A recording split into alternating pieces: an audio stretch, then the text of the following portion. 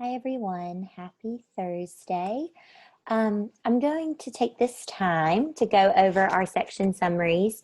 Last night you read sections 31 through 35 of As I Lay Dying, and I'm just going to go through them now the same as I would in class. So let's start with section 31, which was Toll's section.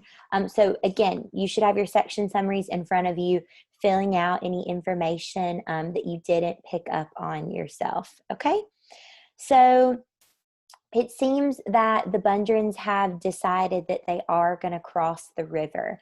And this is Toll's Bridge, right near his home. And so it's been raining. The storms have been so bad that the bridge is basically flooded. And it's not going to be able to hold the weight of the wagon that has the family in it, obviously, Addie's coffin, and the team of horses. And so the Bundren family is going to have to figure out how are they going to cross this river to get to the other side, to get to Jefferson. And in section 31, Toll is watching the family try to decide. And Anne's has this final say, right? If they're going to actually try to cross the river or if they're going to wait and see if the water will go down some. Toll believes that they should wait, but he watches the family as they kind of try to figure this out. And he notices that Dewey Dale is really adamant to go across the bridge. And yesterday we talked a lot about her and her reasons to go to Jefferson. And so here on page 125, we have Toll that says something specific about Darrell. It's towards the bottom of page 125 here. He is looking at me. He don't say nothing, just looks at me with them queer eyes of his'n that make folks talk. I always say it ain't never been what he done so much, or said, or anything so much as how he looks at you.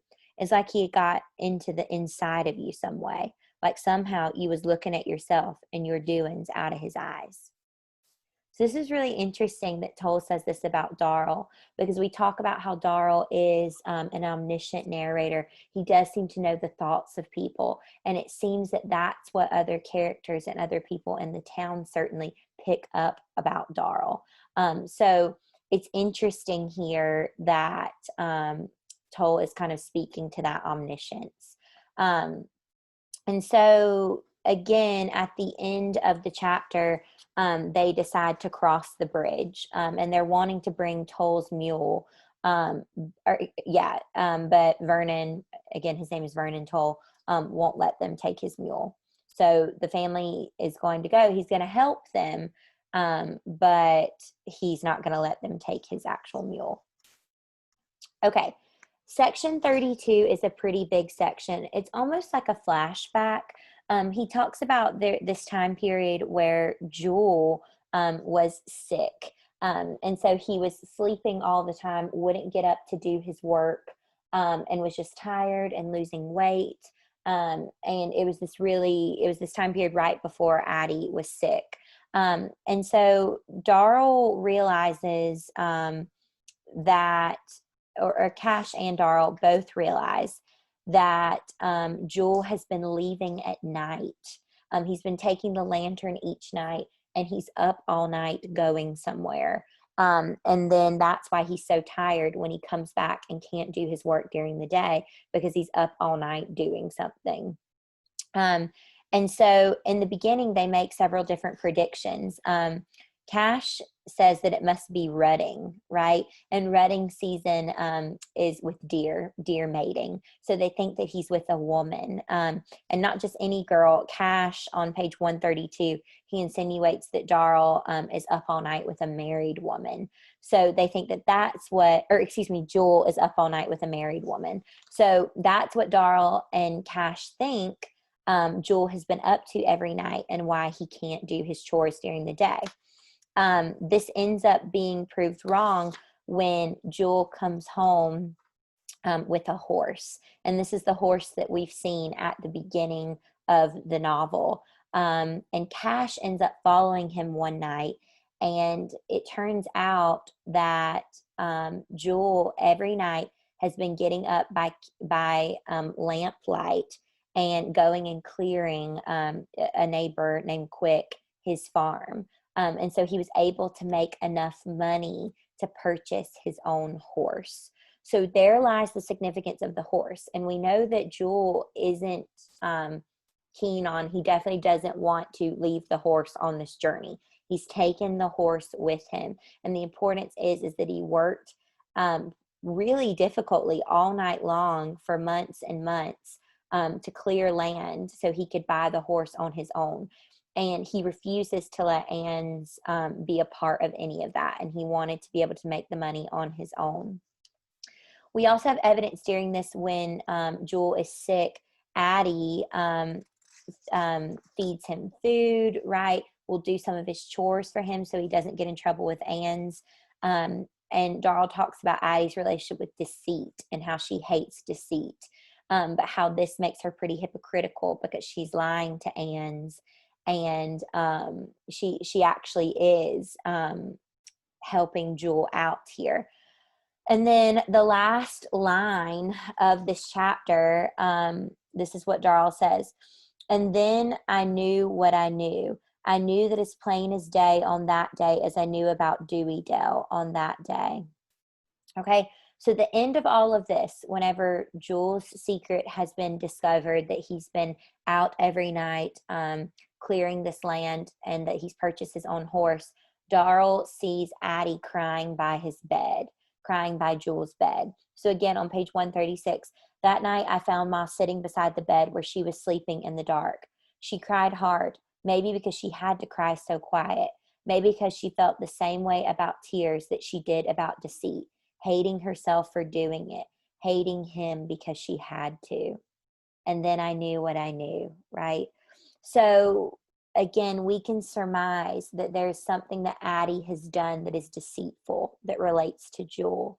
We're going to just go ahead and make it the assumption that it is an affair that she's had, and that's the deceit that Addie has committed, and that her relationship with Jewel, that love-hate, comes from the fact that he was probably born of another man. So Anne's is not his father, and that would make Jewel the half brother of all the other siblings. Okay, so that's pretty big what we discover about Jewel, and it explains a lot. And we have to decide, or we'll kind of try to figure out, does Jewel know about this? We know that Darl knows. Who else in the family knows about this affair? And we'll get to that later on. Okay. Then we have chapter 33, and this is when they are actually deciding to cross the river.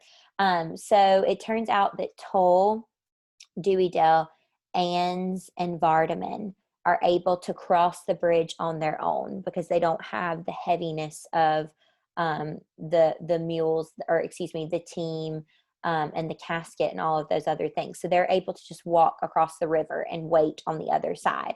But then it's up to the three eldest boys to figure out how to get the wagon across the river. Because again, it's flooded and the river can't, or excuse me, the bridge can't hold the weight of the wagon. So what 33 is Toll describing, again, him, Anne's, Dewey Dell, and Vardaman crossing the bridge and waiting for the others to cross. Okay, so in 34, this is truly where all heck breaks loose. It's Darl's perspective of them trying to cross the river. So in 34, they decide that, well, Jewel won't let go of his horse. He is going to ride his horse alone across the river. So Jewel is going ahead on his horse. He has a rope that's tied to the wagon to help kind of pull the wagon across and get this team of horses, the wagon, the casket, Darl, and Cash across. So Jewel is ahead and with his horse, kind of helping pull them, and then the wagon and everything else behind it. We have Cash and Darl in the wagon with the casket. We know that the casket is not even, right? It's tilted, and Cash keeps saying that, right? It's not on balance. So it's already not going to go well because they're crossing this really tumultuous river with an uneven casket, with an imbalanced casket. So Jewel goes across, it's already belly deep, the water, when he's crossing, and the wagon comes behind. Basically what happens is there's a log in the water, and that is shoving into the wagon. The current is getting them, and eventually all heck breaks loose. So the casket falls off of the wagon. We have Cash desperately trying to hold on to the casket, hold on to Addie, right? And his tools, because he knows that those are important to him. We know that that's what he does, right? He's a builder. We have Darl struggling as well in the water. We have Jewel on his horse, right, trying to get through. The horses, the team is bobbing in and out. They're drowning. They're trying to get across. And in the end, we have Jewel that does, or excuse me, Darl that does get across here. And he looks back and it's still kind of breaking loose, all of these different things happening. So at the end of Darl's chapter, section 34, we're still in the midst of it. So they're still in the river, still trying to cross it. And then it jumps to Vardaman's perspective here. So Vardaman, again, is on the shoreline with Dewey, Dell, Ans, and Toll, watching all of this goes down. He sees the casket fall out. He sees his brothers in the water. He sees the horses drowning, right? He's seeing all of this and he's just panicking, right? And he's saying here on page 151, because in the water, she could go faster than a man or a woman. And I passed Vernon and he wouldn't get in the water and help Darl. He wouldn't grapple for her with Darl. He knew, but he wouldn't help. So again, there's not much that Toll can do. But why does Vardaman say, because in the water, she can go faster than a man? Again, his relationship with his grief, comparing his mother to a fish, has now come to fruition. His mother is a literal fish, right? In the casket, in the river, swimming. Okay. And at the end of chapter 151, again, Darl has come up on the other side. We had his perspective and now Vardaman watching him. And he says this quote on page 151, "Where is Ma, Darl?" I said. "You never got her. You knew she is a fish, but you let her get away. You never got her. Darl, Darl, Darl." Okay. So at the end of section 35, we're still in the midst of this. They haven't crossed the river completely, and the casket is off of the wagon in the actual river. So it's interesting what Faulkner does there with actually bringing to life Vardaman's relationship with his grief, right? The casket, Addie, does actually become a fish and is swimming in the river. So we'll have to see if they make it across. That's what your homework's going to be over the break. Remember that it's sections 36 through 39. There's only 4 sections because we're saving Addie's section to do in class when we come back together. Okay? So Miss Nye should have passed out the response and analysis sheet for the sections I just got done discussing. So why don't we go ahead and get out the response and analysis for sections 31 through 35, and we'll just quickly go through this, okay? Number 1, in section 32, how does Darl find out Jewel is not Ans's child? So again, it's this idea of deceit that he's talking about, and he knows that Addie is hiding something, and it's the way that she goes into Jules's room and cries over him and really laments in her sin, right, over this. And again, we know that Darl is much more introspective than all of our other characters.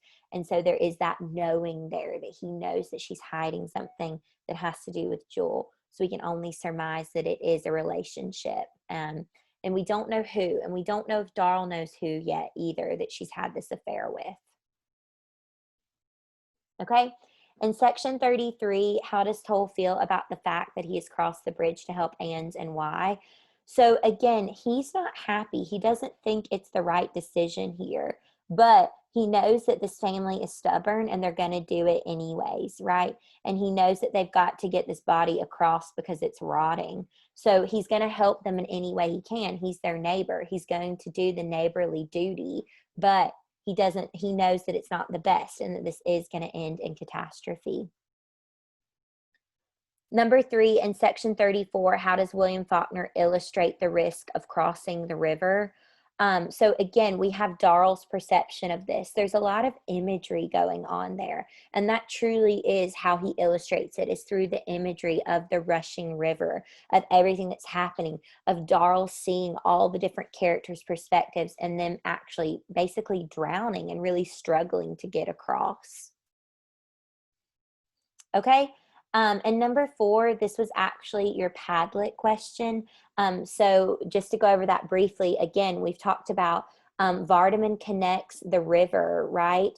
And his mom in the casket actually drowning to, again, his grief, because he associates his mother with a fish, because those are the 2 dead things in his life, right? The fish that he caught and they had to fry up and eat, right? Which that has a whole nother connotation to it, to his mother who's dead. And now his wildest fear has come true. She's back in the river swimming, okay, like a fish. So hopefully you were able to dive deep into that on your Padlet, and perhaps you had a discussion today, whatever that may be. Okay, so again, guys, your homework for this weekend, I'm just going to share the screen again with you, is to read sections 36 through 39, complete your section summaries, and of course, you do have your paragraph in your Google site. Okay, so make sure you get that done. It's really picking up here. We're in the climax. Truly, it's interrupted here. So that's what you're going to be finishing doing this weekend, is reading about them if they make it across the river. And we will discuss, and I'll check your homework on Tuesday. All right, guys. Well, I hope you have a great fall break. And I look forward to discussing with you when we all get back.